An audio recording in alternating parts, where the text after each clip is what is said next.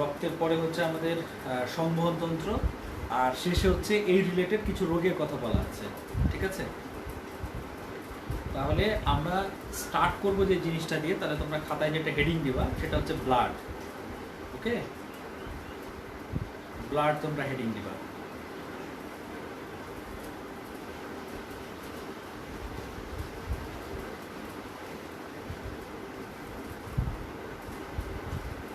ওকে, আচ্ছা, তাহলে আমরা স্টার্ট করি।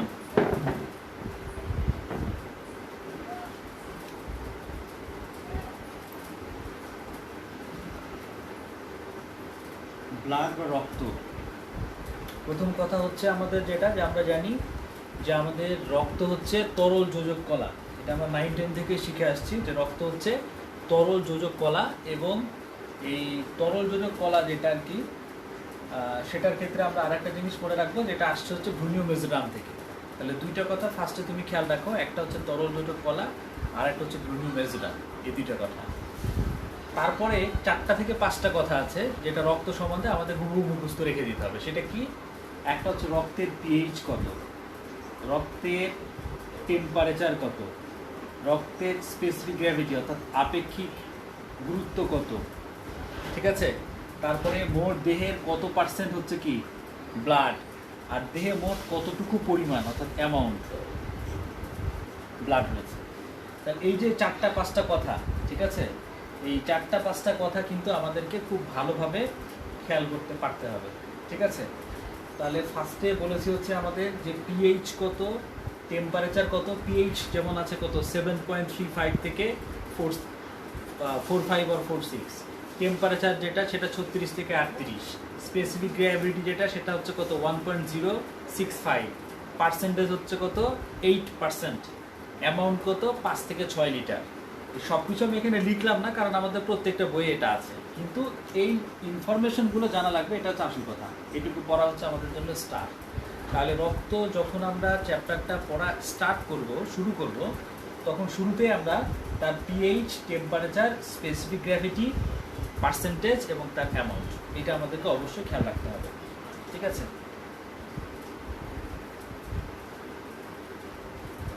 ওকে। এখন দেখো এইখানে এরপরে যে জিনিসটা এখন আমরা খেয়াল করব, ধরে নাও এটা একটা টেস্ট টিউব। এই টেস্ট টিউবের মধ্যে আমরা ব্লাড নিলাম। ঠিক আছে, ব্লাড নেওয়ার পর এই রক্তটা আমরা মানে রক্তপূর্ণ এই টেস্ট টিউবটাকে আমরা দিলাম হচ্ছে একটা মেশিন, যার নাম হচ্ছে সেন্ট্রিফিউগাল নামক মেশিন। এই সেন্ট্রিফিউগাল নামক মেশিন, যার ক্রাইটেরিয়া হচ্ছে এটা প্রতি মিনিটে প্রায় 3000 বার ঘুরতে পারে। সেন্ট্রিফিউগাল নামক মেশিনটা প্রতি মিনিটে প্রায় 3000 বার ঘুরতে পারে। এর মধ্যে আমরা মাত্র 30 বার যদি ঘুরে ফেলে, 30 বার যদি রোটেট করে, তাহলে আমরা দেখব যেটা ব্লাডের যেগুলো কঠিন অংশ ছিল সেগুলো আলাদাভাবে কি হয়ে গেছে, সেন্ট্রিফিউজ হয়ে গেছে, মানে একত্রিত হয়ে গেছে। আর অবশিষ্ট যে অংশটা রয়ে গেছে সেটাকে আমরা বলছি হচ্ছে প্লাজমা বা রক্তরস। তাহলে মূলত এটা করার উদ্দেশ্য, এই সেন্ট্রিফিউজ করার উদ্দেশ্য হচ্ছে রক্তের দুইটা অংশকে আলাদা করা। একটা হচ্ছে তরল অংশ আর একটা হচ্ছে কঠিন অংশ। তরল অংশটাকে বলছি আমরা রক্তরস বা প্লাজমা, আর যেটা কঠিন অংশ সেটাকে আমরা বলছি হচ্ছে রক্তকণিকা। ঠিক আছে, রক্তকণিকা। তাহলে রক্তরস বা প্লাজমা 55%, টোটাল ব্লাডের 55%ই হচ্ছে কি রক্তরস বা প্লাজমা। তো এই রক্তরস বা প্লাজমাতে অধিকাংশই কি আছে, পানি আছে। মোর দেন 90%ই কি থাকে, পানি থাকে, এটা আমরা জানি। তাহলে অল্প কিছু সংখ্যক যেটা আছে সেটা আবার কি কঠিন পদার্থগুলো। তার মানে রক্তরসেও কিন্তু আবার কঠিন পদার্থ রয়েছে। এই কঠিন পদার্থ যেগুলো থাকে সেগুলোর মধ্যে আমাদের ফার্স্টে আমরা যেটা শিখব সেটা হচ্ছে প্লাজমা প্রোটিন। প্লাজমা প্রোটিন মানে রক্তরসের প্রোটিনগুলা। তো রক্তরসের প্রোটিন বলতে কি কি আছে? রক্তরসের প্রোটিন আছে হচ্ছে অ্যালবুমিন, গ্লোবিউলিন, প্রোথ্রম্বিন, আর একটা হচ্ছে ফাইব্রিনোজেন। তাহলে ফার্স্টে 1 নম্বরে যেটা বলেছি সেটা হচ্ছে অ্যালবুমিন। এটা থেকে মনে রাখতে হবে সবচেয়ে বেশি থাকে। ঠিক আছে, সবচেয়ে বেশি থাকে। তাহলে প্লাজমা প্রোটিনগুলোর মধ্যে সবচেয়ে বেশি কোনটা থাকে? অ্যালবুমিন থাকে। গ্লোবিউলিন থেকে মনে রাখতে হবে অ্যান্টিবডি তৈরি করে, ঠিক আছে? গ্লোবিউলিন থেকে মনে রাখতে হবে অ্যান্টিবডি তৈরি করে, ঠিক আছে?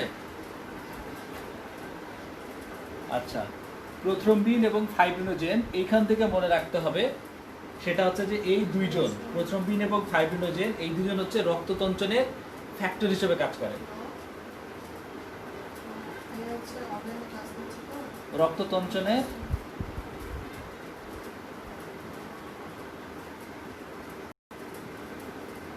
ফ্যাক্টর হিসেবে কাজ করে। তাহলে টোটাল রক্তরসে প্রোটিন রয়েছে, প্রোটিনগুলোর নাম আগে মুখস্থ করবা, albumin, globulin, prothrombin and fibrinogen. Then মনে রাখতে হবে সবচেয়ে বেশি কোনটা থাকে? অ্যালবুমিন। কোনটা অ্যান্টিবডি তৈরি করে? গ্লোবিউলিন। প্রোথ্রম্বিন এবং ফাইব্রিনোজেন এরা রক্ততঞ্চনের ফ্যাক্টর হিসেবে কাজ করে। বাস, ওকে। তাহলে রসই কিন্তু আমরা পড়ছি, রক্তরসের প্রোটিন অংশগুলোর মধ্যে আমরা কেবল এটা শেষ করলাম, সেটা হচ্ছে কি? Plasma protein.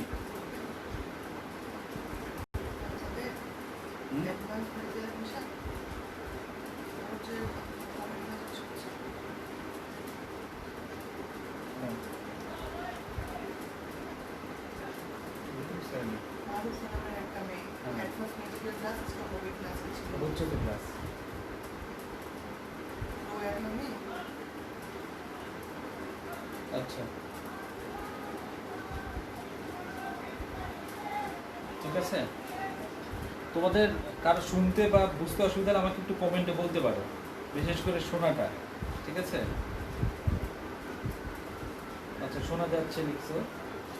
যাই হোক, অনেকে যারা অ্যাড হতে পারছে না, এটা কারণ আমি বলতে পারবো না, ঠিক আছে? গ্রুপে তো তোমরা যারা অ্যাড আছো, অ্যাড থাকলে তো মানে লাইভে আসলে তো দেখতে পারার কথা। তারপর যদি কারো কোনো সমস্যা থাকে, ঠিক আছে, তাহলে আমার সাথে অবশ্যই জানাবে। যাদেরকে কিছু কিছু পার্সনকে আমি হয়তো গ্রুপ থেকে লিভ করেছি, আমার মনে হয়েছে যে তারা হয়তো স্টুডেন্ট ছিল না, এই জন্য, ঠিক আছে? যদি কারো ভুলবশত যদি গ্রুপ থেকে লিভ করে দেওয়া হয়ে থাকে, তাহলে অবশ্যই আমার সাথে একটু যোগাযোগ করবা। আচ্ছা, এখন দেখো যে প্লাজমা, তাহলে প্লাজমা থেকে আমাদের যেটা মনে রাখতে হলো ফার্স্টে প্লাজমা প্রোটিন। আর কি আছে যেগুলো কঠিন জিনিস রক্তরসে থাকে? যেমন ধরো রেচন পদার্থ, এগুলো তো প্লাজমাতে থাকে। রেচন পদার্থ আমি এখানে লিখছি না, কারণ পরে আমরা এগুলো করব, যে ইউরিয়া, ক্রিয়েটিনিন, ঠিক আছে, ইউরিক অ্যাসিড, এগুলো সব কোথায় থাকে? রক্তরসেই থাকে। আর কি থাকতে পারে? যেমন আমরা যে পুষ্টিগুলো খাচ্ছি, ঠিক আছে, আমরা যে ভিটামিন পাচ্ছি, মিনারেল পাচ্ছি, আমরা যে অ্যামাইনো অ্যাসিড পাচ্ছি, গ্লুকোজ পাচ্ছি, এগুলো সব যাচ্ছে কোথায়? রক্তরসেই যাচ্ছে, ঠিক আছে? তো এগুলো যাবে কোথায়? রক্তরসেই যাবে। তো এগুলোর মধ্যে মিনারেল যেটা, মিনারেলগুলো আমি একটু খালি মনে করাই দিই, যে সোডিয়াম, ঠিক আছে, পটাশিয়াম, ওকে, ক্যাটায়নগুলোর মধ্যে সোডিয়াম, পটাশিয়াম, ক্যালসিয়াম, আয়রন, ঠিক আছে, এগুলো থাকতে পারে। কোনো কোনো বইয়ে ম্যাগনেসিয়ামও থাকতে পারে, তবে মেনলি মনে রাখতেই হবে সেটা হচ্ছে কি? সোডিয়াম এবং পটাশিয়াম। সোডিয়াম এবং পটাশিয়াম, এবং সোডিয়ামের ভ্যালুটা মনে রাখতে হবে 135 থেকে 145 মিলিমোল পার লিটার। পটাশিয়ামের হচ্ছে 3.5 থেকে 5 মিলিমোল পার লিটার। এগুলোর আর লাগবে না, এটা তোমরা ভ্যালুটা মনে রাখতে হবে, হ্যাঁ, যে কতটুকু পরিমাণ থাকে প্লাজমাতে। এগুলো হলো ধরো ক্যাটায়ন। অ্যানায়ন কি কি থাকে? অ্যানায়নের মধ্যে আছে যেমন ক্লোরাইড আছে, বাইকার্বনেট আছে, ফসফেট আছে, ঠিক আছে, এই তো ইত্যাদি। ক্লোরাইড, বাইকার্বনেট, ফসফেট ইত্যাদি এগুলো থাকে। তাহলে রক্তরসে যে খনিজগুলো থাকে, খনিজগুলোর মধ্যে আমরা এই যে বিভিন্ন ক্যাটায়নগুলোর নাম শিখছি, আবার এদিকে কি বিভিন্ন অ্যানায়নগুলোর নাম শিখলাম, ঠিক আছে? আচ্ছা, ক্যাটায়নগুলোর মধ্যে সোডিয়াম এবং পটাশিয়ামের ভ্যালুটা আমাদের মাস্ট পারতে হবে, হ্যাঁ, এটা একটু খেয়াল করে রাখো, যে 135 থেকে 145, আর একটা হচ্ছে 3.5 থেকে 5, এই তো। আচ্ছা,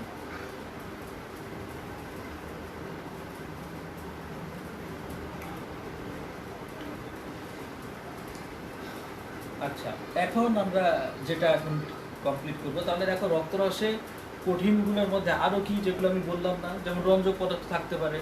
আমরা 3 অধ্যায়ে পড়েছিলাম যে বিলিরুবিন, বিলিভার্ডিন, এগুলো তো লোহিত রক্তকণিকা ভাঙনের ফলে উৎপন্ন হয়।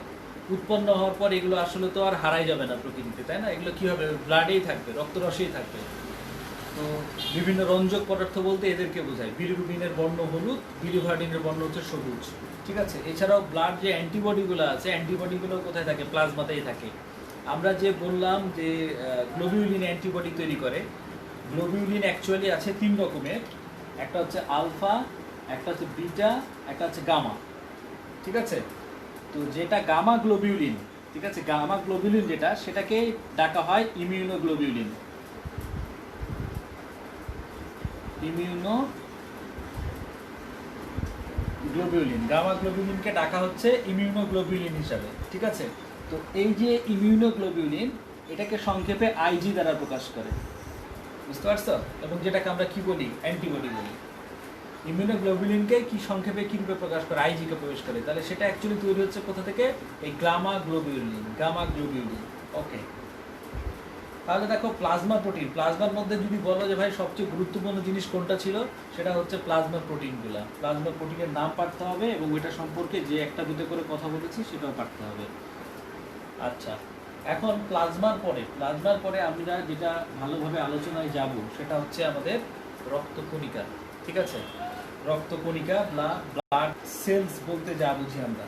রক্তের যদি বলা হয় কোষ কারা, তাহলে কারা? রক্তকণিকা, ঠিক আছে। তাহলে রক্তকণিকা আমরা জানি, বা ব্লাড কর্পাসেলস, ঠিক আছে, বা ব্লাড সেলস একই জিনিস, ঠিক আছে। এরা আমরা জানি 3 রকমের আছে। একটা হচ্ছে আরবিসি, একটা হচ্ছে ডাব্লিউবিসি, আরটা হচ্ছে প্লাটিলেট, ঠিক আছে। যেটা আরবিসি মানে লোহিত রক্তকণিকা, একে আর কি বলে ডাকা হয়? বাংলায় তো আমরা বলি কি? লোহিত রক্তকণিকা। ইংলিশে বলছে রেড ব্লাড কর্পাসেলস বা রেড ব্লাড সেলস, ঠিক আছে। রেড ব্লাড কর্পাসেলস বা রেড ব্লাড সেলস। আচ্ছা, আর কি নামে ডাকা হতে পারে? সেটা হচ্ছে ইরাইথ্রোসাইট, এই নামেও ডাকা হয়। লোহিত রক্তকণিকাকে ইরাইথ্রোসাইট নামেও ডাকা হয়। এদেরকে আর কি নামে ডাকা হয়? যখন আমরা এই জিনিসগুলো পড়বো তখন এটা নিয়ে আলোচনা করব। তার মানে এখন আমাদের আলোচনার বিষয় হচ্ছে লোহিত রক্তকণিকা। খুবই খুবই খুবই ইম্পর্টেন্ট। তাহলে লোহিত রক্তকণিকাকে আমরা বলছি রেড ব্লাড সেলস বা রেড ব্লাড কর্পাসেলস, আর একটা বললাম কি? ইরাইথ্রোসাইট। আচ্ছা, তো এই যে ইরাইথ্রোসাইট বা পরিণত লোহিত রক্তকণিকা, এই পরিণত লোহিত রক্তকণিকাতে নিউক্লিয়াস থাকে না। নিউক্লিয়াস থাকে না, ঠিক আছে। মাইটোকন্ড্রিয়াও থাকে না,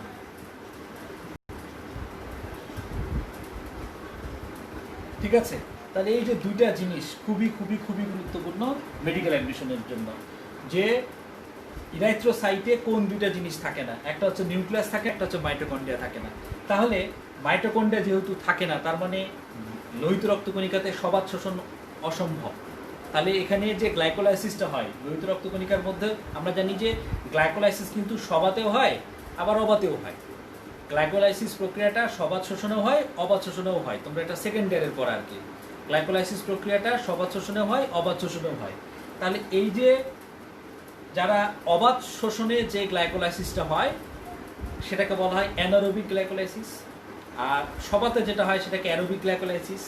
কারণ অ্যারোবিক মানেই তো সবাত, আর অ্যানারোবিক মানে কি? অবাত, ঠিক আছে। তাহলে যদি পরীক্ষায় আসে অ্যানারোবিক গ্লাইকোলাইসিস মাইটোকন্ড্রিয়াতে ঘটে, তাহলে কথাটা সত্য। অ্যানারোবিক গ্লাইকোলাইসিস মাইটোকন্ড্রিয়াতে ঘটে, তাহলে কথাটা কি হলো? সত্য হলো। তাহলে লোহিত রক্তকণিকা পড়ার শুরুতে কি আছে সেটার চাইতে বেশি জরুরি হচ্ছে কি নাই, ঠিক আছে। কি নাই? নিউক্লিয়াস নাই। পরিণত লোহিত রক্তকণিকাতে নিউক্লিয়াস নাই, আর একটা কি নাই? মাইটোকন্ড্রিয়া নাই, ঠিক আছে। এবং মাইটোকন্ড্রিয়া না থাকার কারণে এখানে অ্যানারোবিক গ্লাইকোলাইসিস ঘটে, ঠিক আছে। অ্যানারোবিক গ্লাইকোলাইসিস ঘটে। এই যে লোহিত রক্তকণিকা, তাহলে এর আছে কি? এ বা এটা দেখতে কেমন? তোমরা পড়েছো যে গোলাকার বা দ্বি-অবতল, ঠিক আছে। এটুকু মনে রাখলেই হবে যে লোহিত রক্তকণিকা গোলাকার বা দ্বি-অবতল। তাহলে নিউক্লিয়াস থাকে না, ঠিক আছে। আচ্ছা, কিন্তু এটা যদি অপরিণত লোহিত রক্তকণিকা হতো, অপরিণত লোহিত রক্তকণিকাকে ডাকা হয় ইরাইথ্রোব্লাস্ট বলে, যার নামের সাথে ব্লাস্ট আছে, বুঝছো? যার নামের সাথে ব্লাস্ট আছে সেটাই অপরিণত। এই যে, তাহলে অপরিণত লোহিত রক্তকণিকাকে ডাকা হয় ইরাইথ্রোব্লাস্ট বলে। তো এই ইরাইথ্রোব্লাস্টে কিন্তু নিউক্লিয়াস থাকে, এটা একটু মনে রাখতে হবে। ওকে, তাহলে পরিণত লোহিত রক্তকণিকাকে ইরাইথ্রোসাইট বলি, অপরিণত লোহিত রক্তকণিকাকে ইরাইথ্রোব্লাস্ট বলি। খালি এইখানে না, যেখানে তুমি ব্লাস্ট পাবা মনে রাখবা সেটা পরিণত না, সেটা হচ্ছে অপরিণত। ওকে, তাহলে এইটুকুটা আমি একটু মিশাচ্ছি যেহেতু এইটুকুটা লেখা হয়েছে। এখন আসো যে লোহিত রক্তকণিকা তৈরি হয়, তাই না? তো লোহিত রক্তকণিকা তৈরির প্রক্রিয়াকে আমরা কি বলি? তো ফার্স্ট আগে আসো, রক্তকণিকা তৈরির প্রক্রিয়াকে বলা হচ্ছে হেমাটোপোয়েসিস। ঠিক আছে, যে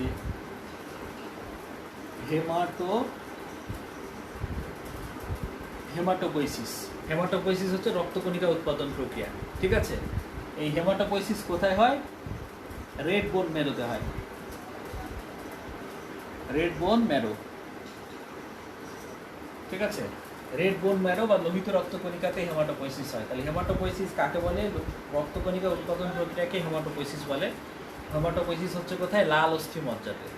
অস্থিমজ্জা দুই রকমের রয়েছে, লাল আর একটা হলুদ। তাহলে কোথায় রক্তকণিকা তৈরি হয়? লাল অস্থিমজ্জাতে, এটা মনে রাখতে হবে। তো টোটাল রক্তকণিকা তৈরি হওয়ার প্রক্রিয়াকে বলছিলাম আমরা হেমাটোপোয়েসিস, কিন্তু আমরা এখন পড়ছি কি বলো? আরবিসি, মানে লোহিত রক্তকণিকা। তাহলে লোহিত রক্তকণিকা তৈরির প্রক্রিয়াকে কি বলবো? ঠিক আছে, লোহিত রক্তকণিকা তৈরির প্রক্রিয়াকে আমরা কি বলবো? লোহিত রক্তকণিকা তৈরির প্রক্রিয়াকে আমরা বলবো হচ্ছে ইরাইথ্রোপোয়েসিস।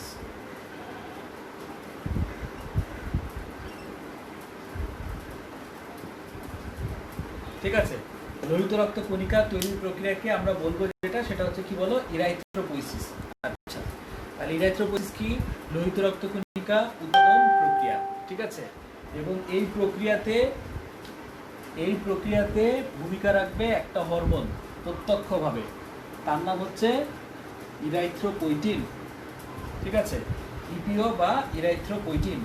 তাহলে ইরাইথ্রোপোয়েসিস প্রক্রিয়ায় হেল্প করে বা ভূমিকা রাখে যে হরমোন, তার নাম হচ্ছে ইরাইথ্রোপয়েটিন। এই যে ইপিও লিখেছি সংক্ষেপে, এটাই ইরাইথ্রোপয়েটিন।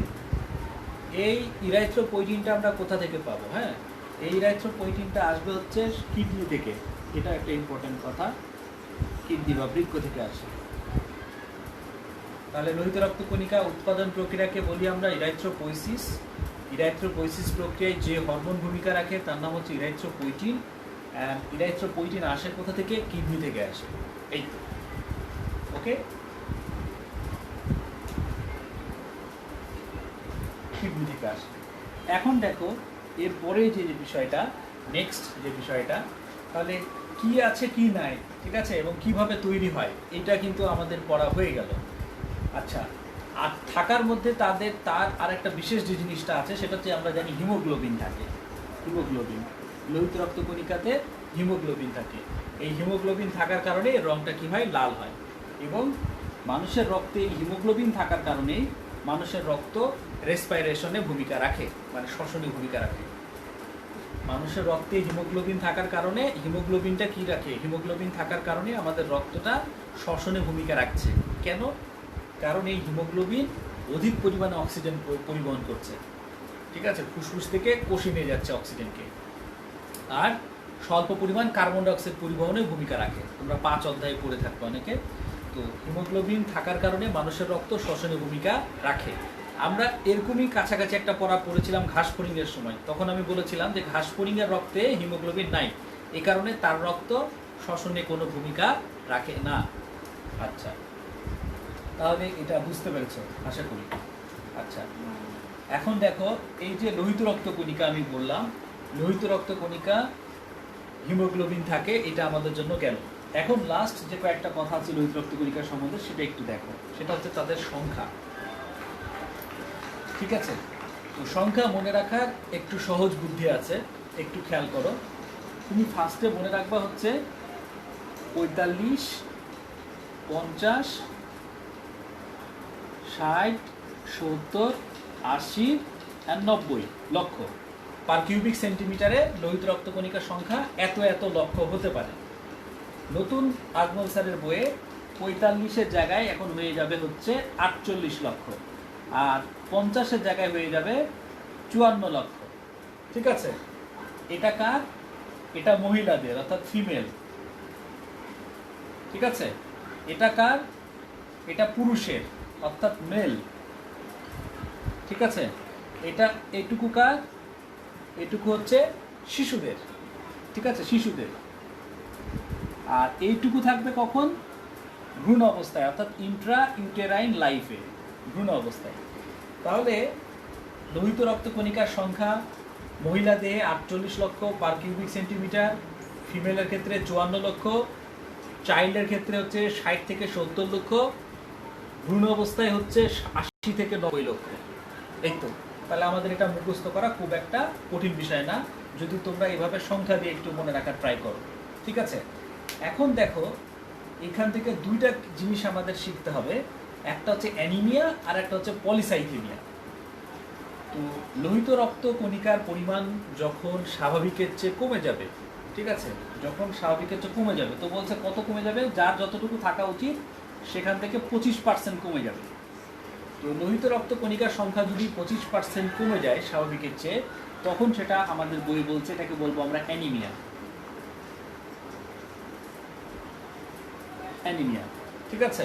আচ্ছা, আরেকটা কথা বলছে যখন স্বাভাবিকের চেয়ে বেড়ে যায়, ঠিক আছে, স্বাভাবিকের চেয়ে বেড়ে যায় বলতে কত? ধরো পুরুষের 54 লাখ থাকার কথা, সে জায়গায় যদি 65 লক্ষের অধিক হয়ে যায়, পার কিউবিকে 65 লক্ষের অধিক যদি হয়ে যায়, তবে সেটাকে আমরা বলবো হচ্ছে পলিসাইথেমিয়া। ঠিক আছে, সেটাকে আমরা বলবো হচ্ছে পলিসাইথেমিয়া।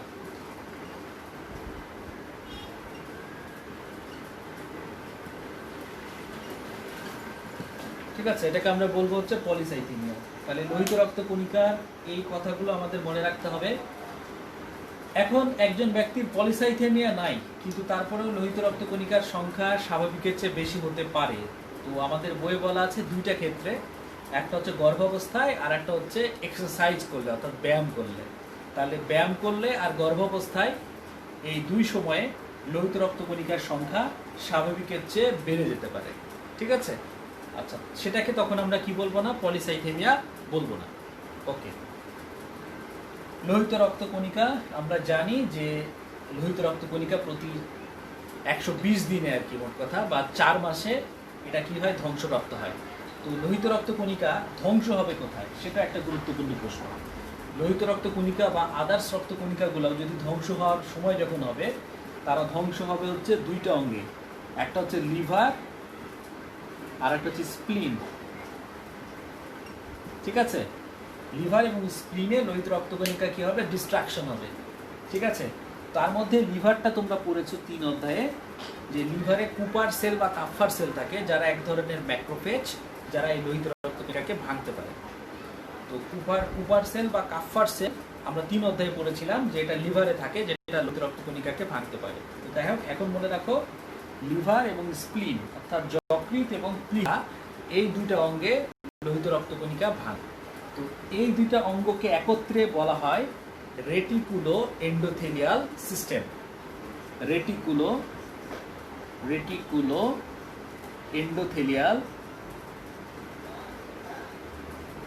Endothelial system. ঠিক আছে, এই দুইটাকে আমরা একত্রে বলছি রেটিকুলো এন্ডোথেলিয়াল সিস্টেম। ঠিক আছে, তাহলে আমি বললাম যেটা, যে লোহিত রক্ত কণিকা যখন ভাঙবে, তো কোথায় ভাঙবে? যকৃতে এবং প্লীহায় ভাঙবে। তো যকৃত এবং প্লীহায় যেহেতু ভাঙে, এই জন্য এই দুইটা অঙ্গকে, ঠিক আছে, এই দুইটা অঙ্গকে একত্রে ডাকা হচ্ছে রেটিকুলো এন্ডোথেলিয়াল সিস্টেম বলে। আমার মনে হয় এটা বুঝতে পেরেছো। ঠিক আছে, আচ্ছা, এখন দেখো, তাহলে আমাদের লোহিত রক্ত কণিকার সম্বন্ধে আমরা যথেষ্ট জ্ঞান কিন্তু নিয়ে ফেলেছি। যেভাবে গুছিয়ে আমি সিকোয়েন্সিয়ালি বললাম, এইভাবে যদি একটু মাথায় গাঁথতে পারো, তাহলে আউটপুট একটু বেটার হবে। আচ্ছা, এখন আমাদের হেডিং দিব হচ্ছে আমরা যেটা, সেটা হচ্ছে হোয়াইট ব্লাড সেল। ঠিক আছে, WBC বা হোয়াইট ব্লাড সেল, বাংলায় বলে শ্বেত রক্তকণিকা। এর আর একটা নাম আছে, সেটা হচ্ছে লিউকোসাইট। ঠিক আছে, লিউকোসাইট তোমরা এইভাবে বাংলাতেও লিখো অনেকে, লিউকোসাইট। তাহলে লিউকোসাইট বলতে আমরা শ্বেত রক্তকণিকাকে বুঝি। লিউকোসাইট বলতে আমরা কাকে বুঝি? শ্বেত রক্তকণিকাকে বুঝি। আচ্ছা, এখন এই যে শ্বেত রক্তকণিকা, এরা হচ্ছে একমাত্র রক্তকণিকা যাদের নিউক্লিয়াস থাকে এবং এরা আকারে হচ্ছে বড়। তাহলে যদি বলা হয় আকারে বড় রক্তকণিকা কারা? এটা। যদি বলা হয় নিউক্লিয়াস থাকে কাদের? এদের। আচ্ছা, তো এরা টোটাল সর্বমোট মিলিয়া কিন্তু 5 রকমের রয়েছে। তো সাইটোপ্লাজমে গ্রানাম বা দানা আছে কি নাই তার উপর বেসিস করে কিন্তু আমরা এদেরকে 2 ভাগে ভাগ করে ফেলেছি। ঠিক আছে, তো দেখো, যদি সাইটোপ্লাজমে গ্রানাম বা দানা থাকে তাহলে তাদেরকে বলবো আমরা গ্রানুলোসাইট।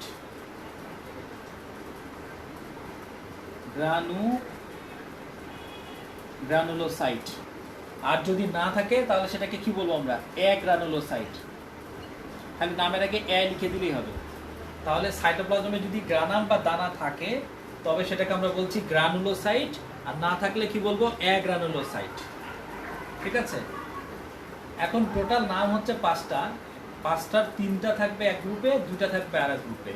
মনে রাখার বুদ্ধি হচ্ছে যাদের নামের শেষে ফিল থাকবে, ফিল, ফয়রুশিল, ফিল, তারা হচ্ছে গ্রানুলোসাইট। যেমন দেখো নিউট্রোফিল। ঠিক আছে, নিউট্রোফিল কার মধ্যে পড়বে? গ্রানুলোসাইটের মধ্যে পড়বে। তারপরে আর কি আছে দেখো? বেজোফিল, নামের শেষে ফিল আছে, গ্রানুলোসাইট। তারপরে ইউসিনোফিল, এটাও কার মধ্যে পড়বে? গ্রানুলোসাইটের মধ্যে পড়বে।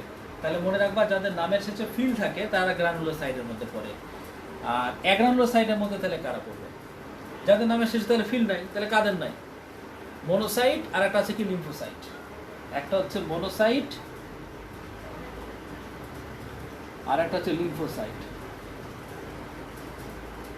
তাহলে তোমাদের প্রথম কাজ হবে 5টার নাম আগে মুখস্থ করা, 5টার মধ্যে কারা গ্রানুলোসাইট, কারা অ্যাগ্রানুলোসাইট, এটা আগে পারা। ঠিক আছে, তো গ্রানুলোসাইটের মধ্যে আমরা শিখলাম নিউট্রোফিল, বেজোফিল, ইউসিনোফিল। ঠিক আছে, অ্যাগ্রানুলোসাইটের মধ্যে আমরা দেখলাম মনোসাইট আর লিম্ফোসাইট। আচ্ছা, এখন এখান থেকেই আমি দেখো তোমাদেরকে বেশ কিছু পড়া রেডি করে দেবো নৈর্ব্যক্তিকের জন্য। যদি পরীক্ষায় প্রশ্ন আসে যে সংখ্যায় সবচেয়ে বেশি, এই তো নিউট্রোফিল, মোর দেন 60%-60%-এর বেশি থাকে সবসময়। ঠিক আছে, তাহলে যদি বলে সংখ্যায় সবচেয়ে বেশি, নিউট্রোফিল, অ্যান্সার হবে কি? নিউট্রোফিল। আচ্ছা, যদি বলে সাইজে সবচেয়ে বড়, তাহলে অ্যান্সার হবে হচ্ছে এই যে এটা, মনোসাইট। ঠিক আছে, তাহলে সংখ্যায় সবচেয়ে বেশি বললে নিউট্রোফিল, নিউট্রোফিল কিন্তু ক্ষুদ্র ক্ষুদ্র, আর মনোসাইট হচ্ছে আকারে সবচেয়ে বড়। ঠিক আছে, এই মনোসাইটটায় পরবর্তীতে ম্যাক্রোফেজে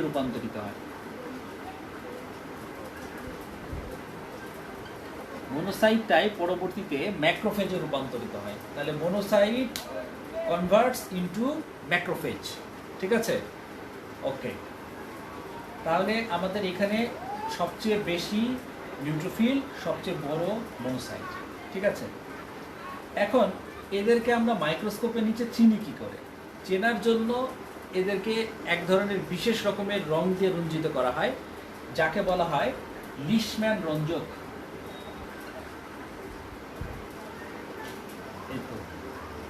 লিশম্যান রঞ্জক। ঠিক আছে, তো এই যে লিশম্যান রঞ্জক যেটা আছে, এই লিশম্যান রঞ্জক দিয়ে এদেরকে রঞ্জিত করলে এক একজন এক এক রকমের রং দিবে। এবং যারা গ্রানুলোসাইট, মানে এই যে এদের তো সাইটোপ্লাজমে গ্রানাম বা দানা আছে, এরাই রঞ্জিত হবে, এরা হবে না। ঠিক আছে, এরা তো এক গ্রানুলোসাইট, এতে তো দানা নাই, সুতরাং এরা রঞ্জিত হবে না। কারা হবে? যারা গ্রানুলোসাইট। তো গ্রানুলোসাইটগুলা যে রঞ্জিত হবে রঙে, কার রং কি হবে সেটা দেখে আমরা চিনে ফেলতে পারবো যে কোনটা নিউট্রোফিল, কোনটা বেজোফিল, আর কোনটা হচ্ছে তোমার ইউসিনোফিল। ঠিক আছে, তাহলে দেখো, তাহলে লিশম্যান রঞ্জক দিয়েছি। লিশম্যান রঞ্জক দেওয়ার পর আমাদের ঘটনাটা কি ঘটলো সেটা একটু খেয়াল করো।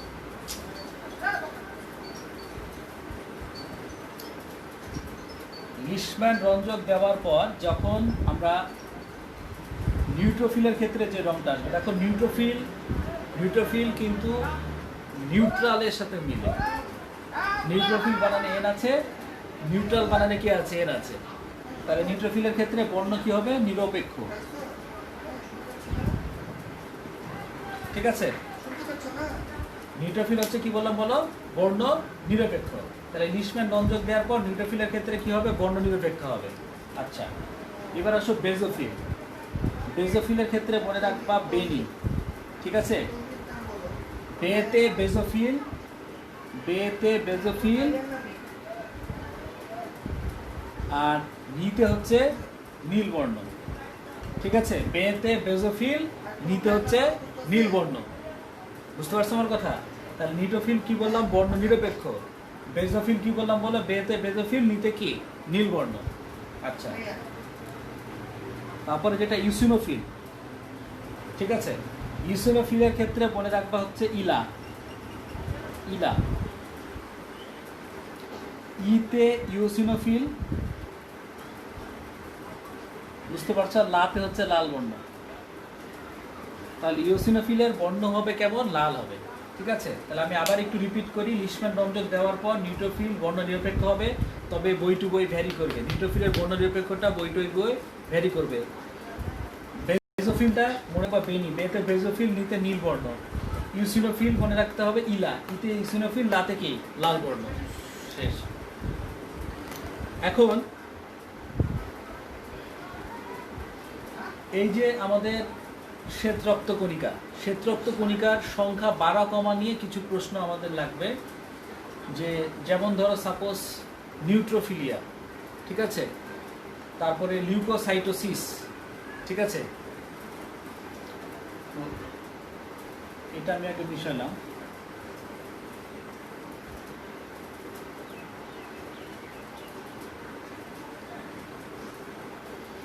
তো নিউট্রোফিলিয়া যেটা, সেক্ষেত্রে আমরা জানি যে যদি নিউট্রোফিলের সংখ্যা স্বাভাবিকের চেয়ে যদি বেশি হয়ে যায় তাহলে সেটাকে আমরা বলবো নিউট্রোফিলিয়া। ঠিক আছে, আর যদি স্বাভাবিকের চেয়ে কমে যায় তাহলে সেটা হবে নিউট্রোপিনিয়া। তো কমাটা আমাদের লাগবে না, কারণ আমাদের মানে বইয়ে একটা পড়া আছে, সেটা হচ্ছে লিউকেমিয়া। লিউকেমিয়া, ঠিক আছে, লিউকেমিয়া। তো লিউকেমিয়া এটা হচ্ছে অ্যাকচুয়ালি কি? যেটা ব্লাড ক্যান্সার। ব্লাড ক্যান্সারই হচ্ছে কি? লিউকেমিয়া। লিউকেমিয়াতে সাধারণত মনে রাখতে হবে লিউকোসাইটোসিস, অর্থাৎ শ্বেত রক্তকণিকার পরিমাণ বাড়তে পারে। এই কথাটা একটু মনে রাখতে হবে, লিউকোসাইটোসিস।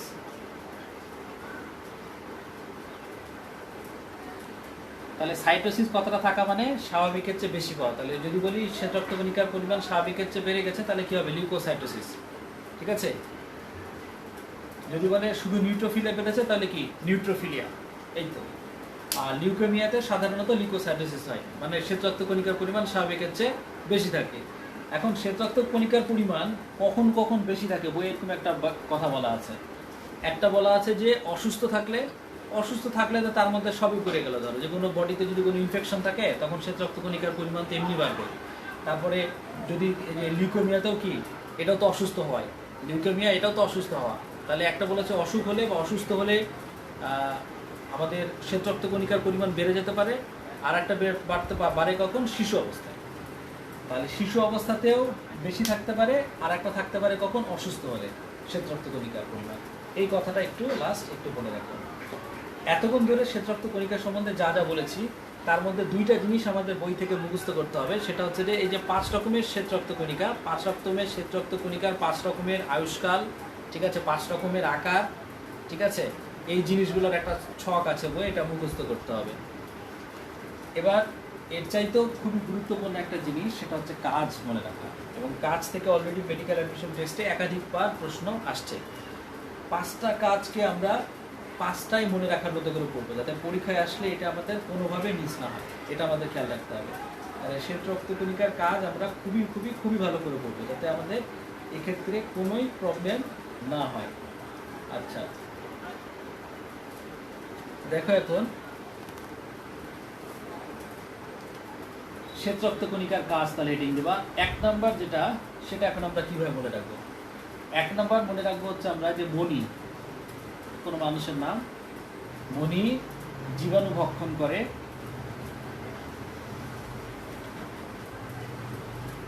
ভক্ষণ করে, ঠিক আছে, মণি জীবাণু ভক্ষণ করে ফ্যাগোসাইটোসিস প্রক্রিয়ার মাধ্যমে,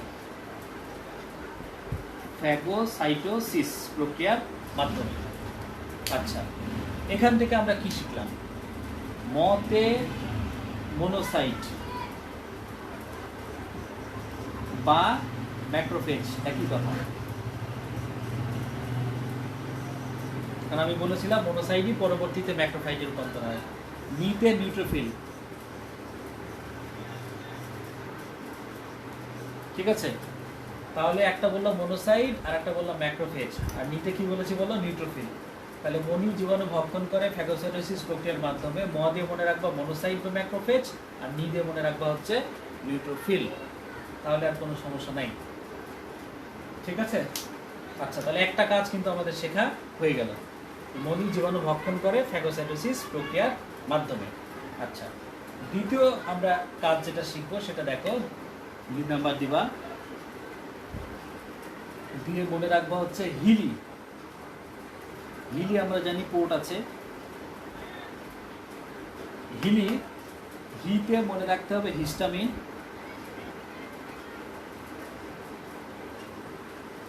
আর লিতে মনে রাখতে হবে লিউকোসাইট। আমরা খুব ভালোভাবেই জানি লিউকোসাইট মানে হচ্ছে লোহিত রক্তকণিকা, মানে ডাব্লিউবিসি, ঠিক আছে।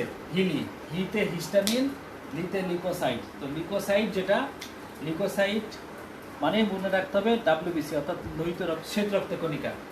তো শ্বেত রক্তকণিকা হিস্টামিন ক্ষরণ করে, ঠিক আছে। তাহলে এটা একটা প্রশ্ন, তাহলে হিলি দিয়ে মনে রাখা যাবে। তো হিস্টামিন যদি শ্বেত রক্তকণিকা অপশনে না পাও, কারণ শ্বেত রক্তকণিকা মানে তো 5টা ধরনের আছে শ্বেত রক্তকণিকা, এখানে তো স্পেসিফিকভাবে নাম বলা থাকলো না।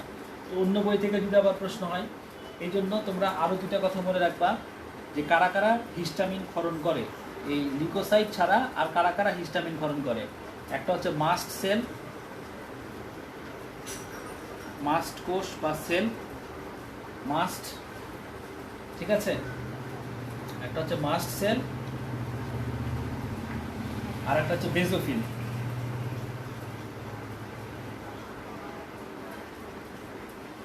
তাহলে হিস্টামিন ক্ষরণ করে আপাতত 3টা কথা মনে রাখো, লিউকোসাইট অপশনে না পেলে বেজোফিল দিবা অথবা মাস্ট সেল দিবা, এই তো।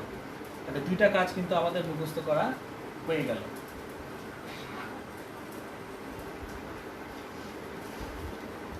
3 নাম্বারটা দেখো, 3 নাম্বার মনে রাখবা হচ্ছে হেবে, হেবে, হেতে হেপারিন, হেতে হেপারিন, আর বেতে হচ্ছে বেজোফিল। হেতে হেপারিন, বেতে হচ্ছে বেজোফিল। তো হেপারিন যেটা, সেটাকে ক্ষরণ করছে কে? বেজোফিল। এটা তো আমরা ক্লিয়ার বুঝতেই পেরেছি যে বেজোফিল কি করে, হেপারিন ক্ষরণ করে। মেডিকেল অ্যাডমিশন টেস্টে অলরেডি চলে আসছে যে বেজোফিল কি করে, হেপারিন ক্ষরণ করে। আচ্ছা, তো এই হেপারিন হচ্ছে একটা ন্যাচারাল অ্যান্টিকোয়াগুল্যান্ট, ন্যাচারাল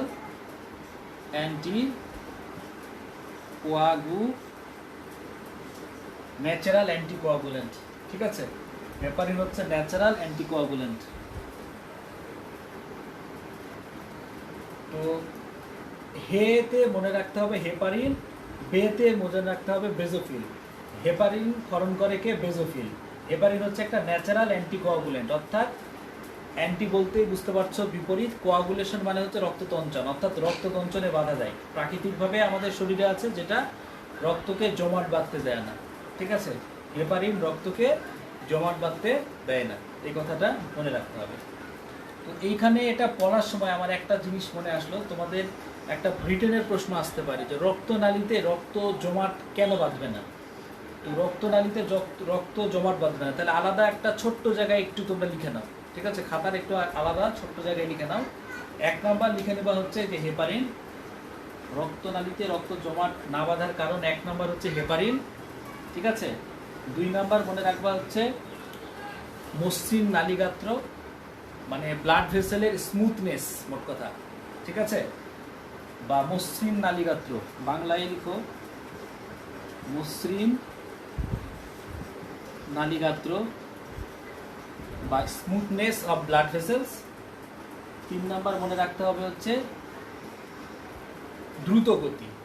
ঠিক আছে, রক্তনালীতে রক্ত খুব দ্রুত গতিতে যায়। তো এই 3টা কারণে রক্তনালীতে রক্ত সাধারণত জমাট বাঁধে না।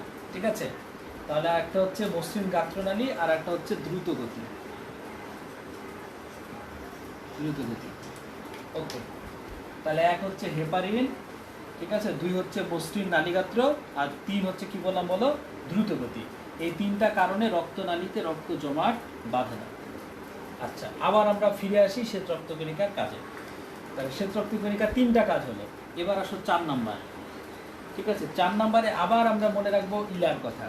এর আগেও আমরা ইলা বললাম। ঠিক আছে, ইতে বুঝতে পারছো ইউসিনোফিল, ইতে ইওসিনোফিল। ঠিক আছে, আর লাতে কি হবে? তাহলে লাতে মনে রাখতে হবে কৃমির লার্ভা, কৃমির লার্ভা, আর একটা হচ্ছে অ্যালার্জিক অ্যান্টিবডি। কৃমির লার্ভা ও অ্যালার্জিক অ্যান্টিবডি কি করে? ধ্বংস করে। ঠিক আছে, তাহলে আমরা ইউসিনোফিলের কাজও শিখে গেলাম। ইতে ইলা দিয়ে মনে রাখবা, ইতে হচ্ছে ইউসিনোফিল, লাতে হচ্ছে কৃমির লার্ভা ও অ্যালার্জিক অ্যান্টিবডি কি করে? ধ্বংস করে। এবার আসো পঞ্চম।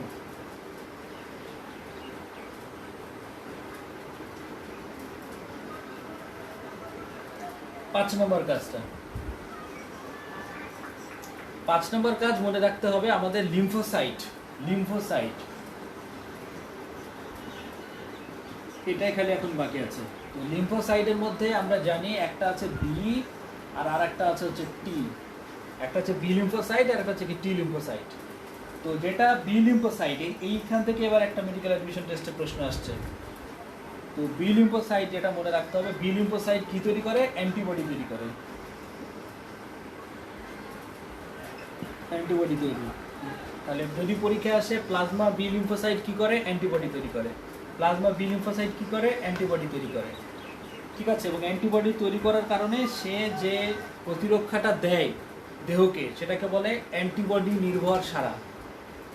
এটাকে বলে এবি বলতে ভাই অ্যান্টিবডি বোঝাচ্ছি। ঠিক আছে, অ্যান্টিবডি নির্ভর সারা। ঠিক আছে, অ্যান্টিবডি নির্ভর সারা বা antibody mediated immunity. Antibody mediated immunity. ঠিক আছে, ওকে, এটা কি হিউমোরাল ইমিউনিটিও বলে। আর টি সেল যেটা, সেটা যে প্রতিরক্ষা দেয় দেহকে, সেটা হচ্ছে কোষ নির্ভর সারা। কোষ নির্ভর সারা। এই জিনিসগুলা কি? অ্যান্টিবডি নির্ভর সারা, কোষ নির্ভর সারা, এটা আমরা শিখবো সেকেন্ড ইয়ারের 10 নম্বর চ্যাপ্টারে। 10 নম্বর চ্যাপ্টারে যখন আমরা পড়বো তখন আমরা দেখতে পাবো যে এগুলো খুব সহজ, বুঝতে পারলে খুবই ভালো লাগবে। ঠিক আছে, কঠিন কিছু না। তাহলে এখন আপাতত একটু মনে রাখো যে বি লিম্ফোসাইট অ্যান্টিবডি তৈরি করে, এটা এবার মেডিকেল অ্যাডমিশন টেস্টে আসছে। অ্যান্টিবডি তৈরি করার মাধ্যমে সে কী করে? অ্যান্টিবডি নির্ভর সারা প্রদান করে।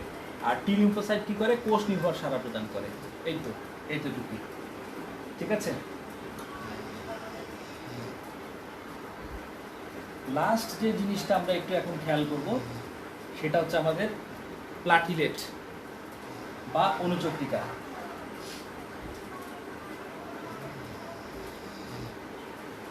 ঠিক আছে, অনুচক্রিকা। তো অনুচক্রিকা থেকে ফার্স্টে মনে রাখতে হবে সবচেয়ে ক্ষুদ্রতম রক্তকণিকা এবং এরও নিউক্লিয়াস নাই। সবচেয়ে ক্ষুদ্রতম রক্তকণিকা এবং এরও কি নাই? নিউক্লিয়াস নাই। ঠিক আছে, অনুচক্রিকা ফেটে গেলে বা বিভিন্ন হলে থ্রোম্বোপ্লাস্টিন নামক এনজাইম ক্ষরণ করে। কি বললাম? থ্রোম্বোপ্লাস্টিন।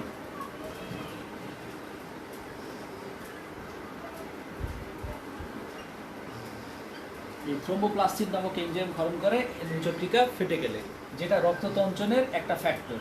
মানে এটা একটা রক্ততঞ্চন প্রক্রিয়াতে ব্যবহার হওয়া একটা ফ্যাক্টর। ঠিক আছে, এছাড়া প্লেটলেট ক্ষেত্রে আর একটা কথা মনে রাখতে হবে, সে সেরোটোনিন ক্ষরণ করে। ঠিক আছে, এটা ছিল রক্ততঞ্চনের ফ্যাক্টর। আর সেরোটোনিন কি করে? রক্তনালী সংকুচিত করে। রক্তনালী সংকুচিত করে। ঠিক আছে, রক্তনালীকে সংকুচিত করে। তাহলে ফার্স্টে যেটা শিখলাম সেটা হচ্ছে প্লেটলেট বা অনুচক্রিকা। বলেছি এর নিউক্লিয়াস নাই, এটা আকারে সবচেয়ে ক্ষুদ্রতম, ঠিক আছে। তারপরে যে কথাটা বলেছি যে এইটা যদি ফেটে যায় বা বিদীর্ণ হয়, থ্রোম্বোপ্লাস্টিন নামক একটা এনজাইম ক্ষরণ করে, যা রক্ততঞ্চনে ভূমিকা রাখে। আর একটা কথা বলেছি যে এখান থেকে সেরোটোনিন ক্ষরণ হয়। সেরোটোনিন কি করে? রক্তনালীকে সংকুচিত করতে পারে, ঠিক আছে। লোহিত শ্বেত রক্তকণিকার কাজ যেটা, ঠিক আছে, কাজটাও ইম্পর্টেন্ট, যে এটা রক্ত তঞ্চনের মাধ্যমে হেমোস্ট্যাটিক প্লাগ বলে একটা প্লাগ আছে, যেটা তৈরির মাধ্যমে কি করে? রক্ত তঞ্চন করে, ঠিক আছে। তো হেমোস্ট্যাটিক প্লাগ তৈরির মাধ্যমে রক্ত তঞ্চনে ভূমিকা রাখে। হেমোস্ট্যাটিক প্লাগ দেখবা তোমাদের বই লেখা থাকবে, হেমোস্ট্যাটিক প্লাগ তৈরির মাধ্যমে রক্ত তঞ্চনে ভূমিকা রাখে কে? আমাদের অনুচক্রিকা, ঠিক আছে। এবং সামান্য ফ্যাগোসাইটোসিসে ভূমিকা রাখে অনুচক্রিকা, ঠিক আছে। কোনো কোনো বই এটাও থাকবে, সামান্য ফ্যাগোসাইটোসিসে ভূমিকা রাখে। মেন কাজই হচ্ছে রক্ততঞ্চন। অনুচক্রিকার মেন কাজই হচ্ছে রক্ততঞ্চন। কিসের মাধ্যমে? হোমোস্ট্যাটিক প্লাগ তৈরির মাধ্যমে, তাই তো, ঠিক আছে। তাহলে আমরা অনুচক্রিকা থেকে বাকি যে পড়াটুকু থাকে সেটা কি? তার সংখ্যা, যে 2.5 থেকে 5 লক্ষ পার কিউবিকে এর পরিমাণ আর কি। তো এইটা একটু মনে রাখতে হবে। এখন এখান থেকে যদি একটু সরে প্রশ্ন হয়, ঠিক আছে, যে আমাদের বইয়ের পড়ার মধ্যেই আছে কিন্তু একটু সরে প্রশ্নটা হলো, সেটা কীরকম একটা আসতে পারে, যে কোন রোগে অনুচক্রিকার পরিমাণ বেশি হবে। আমাদের সিলেবাসভুক্ত যে টপিকগুলো আছে তার মধ্যে আপনাদের ডেঙ্গু খুবই ইম্পর্টেন্ট, তাই না? ঠিক আছে, তো ডেঙ্গুতে আমরা জানি ডাব্লিউবিসির পরিমাণ বা অনুচক্রিকার পরিমাণ হ্রাস পায়, ঠিক আছে। কত হ্রাস পায়? পায় অবশ্যই 1.5 লাখের নিচে থাকে, ঠিক আছে। আমরা দেখলাম নর্মাল 2.5 থেকে 5 লক্ষ, ঠিক আছে। তবে হ্যাঁ, কোনো কোনো বইয়ে 2.5 জায়গায় কিন্তু 1.5 লক্ষ থেকে 5 লক্ষ বলা থাকতে পারে ভাই, ঠিক আছে। মানে অনুচক্রিকার পরিমাণ 2.5 থেকে 5 লক্ষ থাকতে পারে, 1.5 লক্ষ থেকে 5 লক্ষও থাকতে পারে, বা 1.5 লক্ষ থেকে 3 লক্ষ থাকতে পারে। তবে এটা একটু বেশি অ্যাপ্রোপ্রিয়েট, হ্যাঁ, 2.5 থেকে 5 লক্ষ। আর ডেঙ্গু কখন বলছি? যখন বলছি যে মিনিমাম কত? 2.5 লক্ষের নিচে ডেঙ্গু জ্বরে থাকতে পারে, তাই তো। তাহলে এইটা একটা গুরুত্বপূর্ণ টপিক ছিল আমাদের। তাহলে রক্তকণিকা হলো এবং রক্তরস, এই দুইটা টপিক আমাদের পড়া হলো, ঠিক আছে। আগামী দিন আমরা যখন পড়া স্টার্ট করব তখন আমরা খুবই গুরুত্বপূর্ণ জিনিস পড়ব, সেটা হচ্ছে আমাদের রক্ততঞ্চন প্রক্রিয়া, ঠিক আছে। রক্ততঞ্চন প্রক্রিয়া পড়ব। দেন আমরা রক্ততঞ্চন প্রক্রিয়ার পরে যেটা পড়ব সেটা হচ্ছে আমরা রক্ত সঞ্চালন, ঠিক আছে, হৃৎপিণ্ডে রক্ত সঞ্চালন। এই দুইটা জিনিস